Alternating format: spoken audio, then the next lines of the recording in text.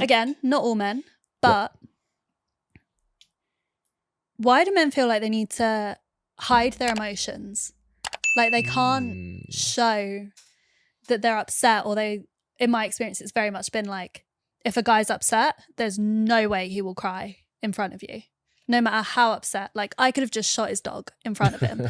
And he's, not that I would, love dogs, dog person. Yes. But he's not going to show that emotion. He's not going to cry. And I've never been able to get my head around why that is.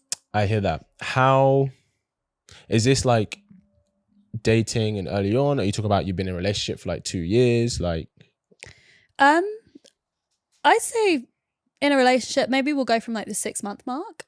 Okay. Roughly. I mean, yeah, I've got guy friends and that back home as well that I've grown up with. And even then, even now, if something happened, I'd be shocked if one of them cried in front of me. Like, it's just never been done. And I've known these guys back home since I was like, I don't know, 11. We went to drama school together, like a drama.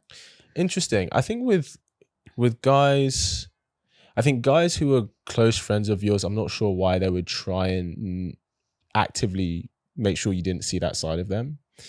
I think many guys have had the experience of being too vulnerable too soon with a girl, and it's backfired. Yeah. In a sense of, you know, maybe he showed that level of vulnerability quite early on, and that made her think he was weak or made her less attractive to him. That's quite common. And I do believe guys kind of have to earn vulnerability with women, in a sense of she has to have developed a level of genuine desire for you and want something with you, so that you being vulnerable is a sign of endearment to her, as opposed to a sign of, oh, this guy doesn't have it together.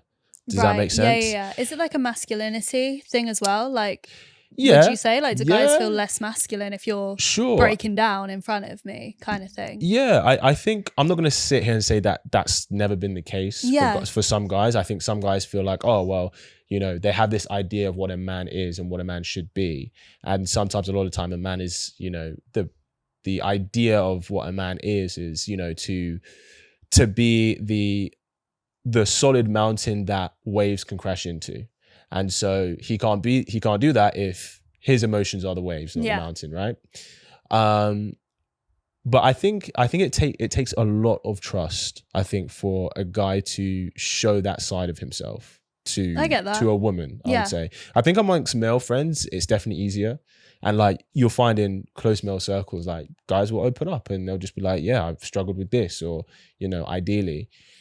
But with women, I think, especially because guys know women talk. Women talk. I suppose that. Do you know what I mean? They wouldn't want everyone's, like, the girl's friends all knowing that that was going on. Yeah, exactly. Because, you know, especially if you're in common, like, you're in similar circles, and if there's a girl that he likes, or if he likes you, he doesn't want to get back like, oh yeah, like Sam was like bawling his eyes out because cries all the time. Yeah, because he lost his hamster and lost it for an hour, and because everyone will be like, oh right, like, you need to chill, man. Yeah. So I think it's that, because it can repel women, right? If it's done too soon, depending on the woman. A lot of guys have experienced it where that has happened, where it's kind of seen as less attractive. But it does take a lot of trust, I think, for a guy to do that. It takes a lot of trust for him to open up. Why, you've never had a guy cry with you at all? I have, like, one or two, but the majority, Maybe they fancy you, then maybe that's why. Maybe. You have male friends, right? Yeah. Did you friendzone them? Yeah. She's like, yeah. He's gonna kill me if he watches this. Hey, you don't have to say his name. We didn't say which one. Yeah, never said which one. So that's fine. Is that an absolute no-go for you? Yeah. I've grown up with him. He's like an older brother to me, that I'm just like, I also wouldn't ever want to run the risk of it then, if it didn't work out. You lost the friendship. Yeah. Not only have you lost a relationship, you've lost a friendship that you've had for years, kind of thing. Yeah, of course. I'm guessing, he's had relationships since you? Yeah. When he's been in relationships, has the dynamic of your friendship changed, or has it pretty much stayed the same? I'd say it's pretty much stayed the same. Okay, that's good. Yeah. I mean, there's been times where we've both been at unis and not back home in Hertfordshire at the same time, kind of thing. Therefore, you kind of lose contact a bit. Yeah. Just out of sight, out of mind. Not in a horrible way. Yeah, no, it's true. But it's true. Yeah, but then once we're both back home, it's like, oh, drink. Just pick up where you left off. Yeah, like, yeah, 100%. Get the group, go for a drink or whatever. Yeah. Yeah. Have you ever been friend zoned by a guy, do you feel? It's going to sound really big-headed if I say no. Hey, say it how it is, Charlotte. Say it how it is. I don't think I have. Trying to go back through. Yeah, 100%. No. But then is that because sense. I'm also not as open? I am quite closed off. Sure. What, emotionally you mean, or? Yeah, can be. But also, like I said, I want to get to know someone. Yeah. I'm not going to make that first move to get rejected.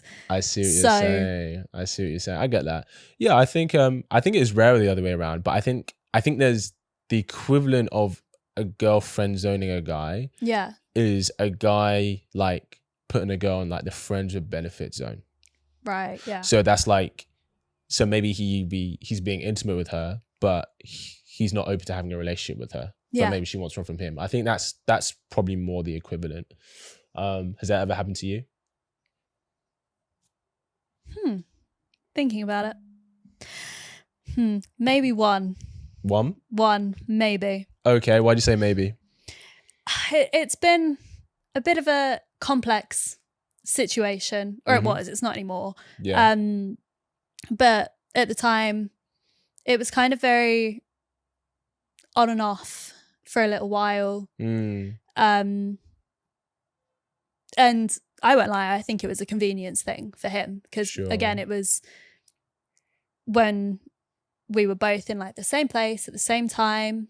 It was then the, oh, hey, what you up to kind of thing. Yeah, of course. But it never went anywhere. And so I'd say, yeah, that's probably my equivalent was with that guy, that it was very much. And I'm guessing, were you open to it going somewhere? Oh, 100%, yeah. Right. Yeah. And so how, you said it was kind of on and off. Yeah. And like, how long were you on and off for? Oh, I'd say a good like 2-3 years. 2 to 3 years. Wow. Yeah, it wasn't a good one. And were you dating other people? Were you open to seeing other people? Yeah, that's what made it more difficult. Like throughout that time period, we'd both had 1 or 2 partners each, kind of thing, separately, obviously. Yeah. But yeah, every time it was then like single and back in the same place again, because we've got some of the same friends, so we'd bang into each other all the time. So when it was then like both single, both seeing each other again, then it was very flirty and almost like a relationship and everything like that. But then the next day it would be as if nothing happened. No, nothing had happened. Yeah. How did you break the cycle of being on and off? I just stopped giving the attention back. Right. Which sounds horrible, but it was it was messing with my head badly. Yeah, like, of course. I wanted it to go somewhere. Yeah. And I didn't really know how to say that to him because I didn't know what he wanted. Because it was so confusing. Like I said, it would be, we'd all be on a night out and everyone would think that we were together. But then the next morning it would just be like, you're right. Yeah, it was like for the moment. Like, yeah. So I didn't know where his head was at, if it was just a convenience thing or if he actually wanted it to go somewhere. So in the end, I just had to be like, I can't do it. I didn't say that. Like, we're still friends, kind of. Like, we still see each other and stuff like that every now and again. But I'm a lot more standoffish. Sure. Now. You don't give as much energy to it now. No, because I know that I'll end up kicking myself for doing that kind of thing. And it's not worth it. Like it went on for so long that it's gone past that point now. Like I had the point where I wanted something more. Yeah. But that's kind of been ruined now because it was just so many mind games for so long that I'm like, yeah, 100%. Don't want it. Like, yeah. Because you're just going to do the same thing. Yeah, for sure. And I think so many women fall into this trap or like this situation where there's a guy where maybe he's not in a place when he wants it, but he's open to something kind of chilled and casual and convenient. And she's like, okay, well, having that of him is better than having nothing of him. But then, like you said, it can go on for longer than you thought it could have. And maybe that has kind of stops you from being open to someone who could be great for you or whatever.